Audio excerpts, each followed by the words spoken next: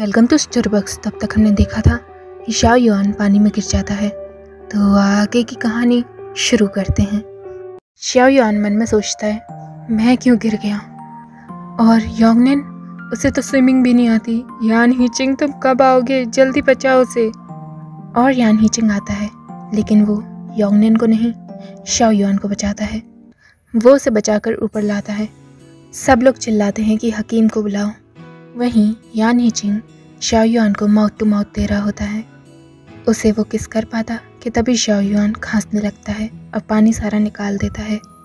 होंगशी उसे चद्दर उड़ाती है और यान हीचिंग पूछता है, क्या तुम ठीक हो। शाओ युआन मन में सोचता है, WGF, जिस इंसान को यान हीचिंग ने बचाया वो मैं हूँ, तो योंगनिन, उसका क्या।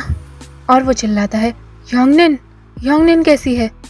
और वो देखता है कि वेस्टर्न एम्पायर की रानी ने योंगनिन को बचा लिया है। शाओ युआन मन में सोचता है, WTF, ये किस तरह की स्टोरी डेवलप हो रही है। यान हीचिंग की दोनों पत्नियां एक दूसरे को बचाती हैं। और वो नहीं देखता रहता है। यान हीचिंग उसे देख रहा होता है। फिर वो शाओ युआन के सर पर टॉवल रखता है और बोलता है, पहले अपने बारे में सोचो, खुद को देखो ज़रा, पूरे भीग रहे हो। यान हीचिंग की आंखें पूरा वक्त शाओ युआन की ओर थीं और कहीं नहीं। वहीं शाओ युआन मन में सोचता है, ब्रदर यान, तुम्हें नहीं पता, इस तरह से तो तुम अपनी दोनों पत्नियों में से किसी को नहीं पकड़ पाओगे। तुम में कब बुद्धि आएगी ब्रदर यान। और तभी इंपीरियल डॉक्टर आ जाते हैं।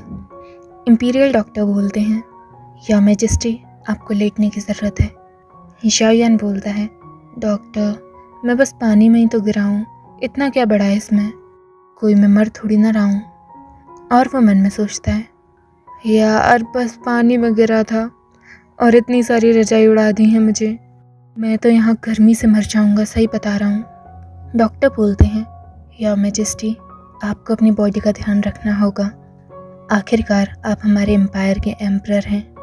अभी पानी में गिरने की वजह से आपकी बॉडी काफ़ी वीक होगी, इसीलिए आपको आराम की ज़रूरत है। दासी, या मैजेस्टी पे एक और रजाई डालो। वहीं शाओ युआन मन में सोचता है, वीक, और मैं, तुम होगे वीक, तुम्हारा पूरा खानदान होगा वीक, मैं तो रजाई के बोझ तले ही मर जाऊंगा ऐसे। और वो बोलता है, ठीक है, अब तुम जा सकते हो, तुम्हारा काम हो गया। और हाँ, यान हीचिंग को बुला देना, मुझे उससे कुछ बात करनी है। यान हीचिंग अंदर आता है और शाओ युआन फिर बाद में उसे देख के रोने लगता है, यान हीचिंग, मुझे बचाओ, मैं तो मर जाऊंगा सही में, इन रजाइयों को उठाओ यान हीचिंग प्लीज़। यान हीचिंग शाओ युआन को फिर से रजाई उड़ाता है और बोलता है, आराम करो और सो जाओ। शाओ युआन बोलता है, अभी तो सूरज भी नहीं ढला, मैं कैसे इतनी जल्दी सो जाऊं यान हीचिंग, तुम भी डॉक्टर की तरह बात करते हो, मैं बस पानी में ही तो गिरा हूँ, मुझे किसी की कोई ज़रूरत, यान हीचिंग ज़रा मुझे उठाने में मदद करना। और यान हीचिंग उसे उठाता है। फिर बाद में वो बोलता है, तुम्हें पता है, जब तुम पानी में गिर गए थे, मैं भगवान का शुक्र है कि तुम ठीक हो। शाओ युआन यान हीचिंग का कंधा पकड़ता है और बोलता है, चिंता मत करो, अब मैं ठीक हूँ। और अगर तुम्हें मुझ पर विश्वास नहीं है तो एक बार ट्राई कर लो, मुझे कोई बुखार नहीं है, देखो। और वो अपना सर यान हीचिंग के माथे से टच करता है और बोलता है, देखा, कोई बुखार नहीं है ना। और यान हीचिंग की हार्ट बीट बढ़ने लगती है। तभी शाओ युआन बेड से उतरता है और बोलता है, अब तो मैं ठीक हूँ ना, मानते हो ना तुम। सो चलो, अब मुझ में काफ़ी एनर्जी आ गई है, मार्केट चलते हैं। यान हीचिंग बोलता है, मार्केट। शाओ युआन बोलता है, हाँ, हम पैलेस छोड़ के जा रहे हैं, चलो मार्केट चलते हैं। वहाँ के एम्परर का बर्थडे था, इसलिए पूरे एम्पायर में 1000 लैंटर्न्स जलाई गई थी। पूरा का पूरा मार्केट एक मेले की तरह सज गया था और काफ़ी लोग थे, शाओ युआन और यान हीचिंग भी। शाओ युआन बोलता है, ये कितना इंटरेस्टिंग है ना, मैं ना जाने यहाँ कब से आना चाहता था। यान हीचिंग बोलता है, तुम एम्परर हो, तुम जब चाहो तब आ सकते हो।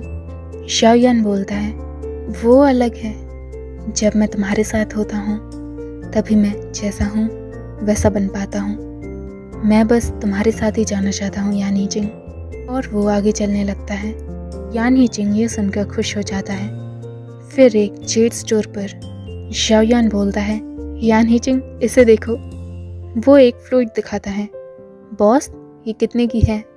शाओयान पूछता है। शॉपकीपर बोलता है, ये तो हमारे यहाँ का खजाना है। तुम्हारी अच्छी चॉइस है मिस्टर। उस शॉपकीपर को पता था कि ये इंसान कोई अमीर घराने से है, इसीलिए वो चिकनी चुपड़ी लगा रहा था, क्योंकि शाओयान और यान हीचिंग के कपड़ों से साफ साफ पता लग रहा था कि ये कोई रईस खानदान के हैं। शाओयान यान हीचिंग को देता है और बोलता है, इसे ट्राई करो।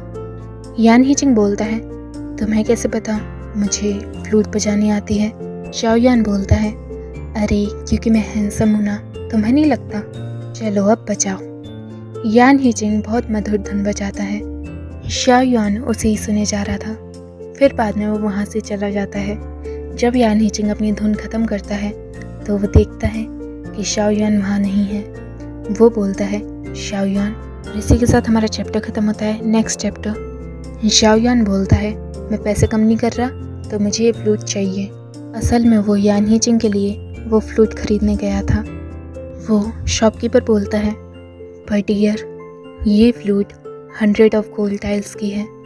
आपके पास इतने पैसे नहीं होंगे, हम आपको नहीं दे सकते। हमने आपको बताया था ना, ये हमारा खजाना है। शाओयान उन्हें एक ब्रॉच दिखाता है और बोलता है, इसके बारे में क्या कहोगे? इसका सौदा सही है? उसे देखकर शॉपकीपर चौंक जाता है और बोलता है, ये तो पैलेस का है। तो तुम। और वो कुछ बोल पाता कि तभी शाओयान जाने लगता है और बोलता है, अच्छा बाय बाय। शॉपकीपर मन में सोचता है, तो मेरी दुकान बढ़ गई समझो। और फिर मार्केट में शाओयान यान हीचिंग को फ्लूट देता है और बोलता है, ये तुम्हारे लिए। यान हीचिंग उसे लेता है और फिर बाद में बोलता है, मैं। और वो अपनी जेब से कुछ निकाल रहा होता है। मेरे पास तुम्हें देने के लिए कुछ नहीं है सिवाय इसके। और वो अपनी माँ की दी हुई आखिरी निशानी शाओयान को दे रहा होता है। शाओयान मन में सोचता है, क्या? ये तो यान हीचिंग की माँ की आखिरी निशानी है। ये तो इसे योंगनियन को देने वाला था। ब्रदर यान, अगर तुम्हारे पास कुछ नहीं है तो कोई ज़रूरत नहीं है, कुछ मत दो मुझे, पर मुझे इसे मत दो प्लीज़। और वो बोलता है, नहीं, मैंने तुम्हें दूसरा गिफ्ट लेने को थोड़ी ना बोला था, समझो। मुझे रिटर्न गिफ्ट नहीं चाहिए। यान हीचिंग शाओयान के हाथ में वो हेयर पिन रखता है और बोलता है, लेकिन मैं तुम्हें ये देना चाहता हूँ। शाओयान उसे अपने हाथ में पकड़ता है और बोलता है, लेकिन ये बहुत कीमती है। यान हीचिंग बोलता है, इसीलिए तो तुम्हें दे रहा हूँ। शाओयान बोलता है, मैं इसका अच्छे से ध्यान रखूँगा, लेकिन एक बात ध्यान रखना, अगर एक दिन तुम्हें ऐसा लगे कि तुम इसे वापस चाहते हो तो बस मुझे बोल देना, मैं तुम्हें पक्का वापस कर दूँगा। यान हीचिंग बोलता है, मैं इसे वापस क्यों चाहूँगा, तुम कहना क्या चाहते हो? शाओयान तभी टॉपिक चेंज करता है और बोलता है, हे उधर देखो, वहाँ साइड शो चल रहा है, चलो चलते हैं। और वो लोग मार्केट में ऐसे ही मज़े कर रहे होते हैं। शाओयान स्ट्रीट फूड लाता है और यान हीचिंग को खिलाने लगता है, और हमेशा की तरह यान हीचिंग शर्मा जाता है। वो दोनों संग में लैंटर्न जलाते हैं और उसे ऊपर की ओर उड़ाते हैं। तभी वो लोग सुनते हैं कि वहाँ से कोई चोर भाग रहा है। लोग चिल्लाते हैं, ये जेब कतरा है, इसे पकड़ो। शाओयान बोलता है, ये क्या हो रहा है? और वो जेब कतरा शाओयान से टकरा जाता है। वो भाग रहा होता है और शाओयान गिर रहा होता है। तभी यान हीचिंग उसे पकड़ लेता है और बोलता है, ध्यान रखो अपना।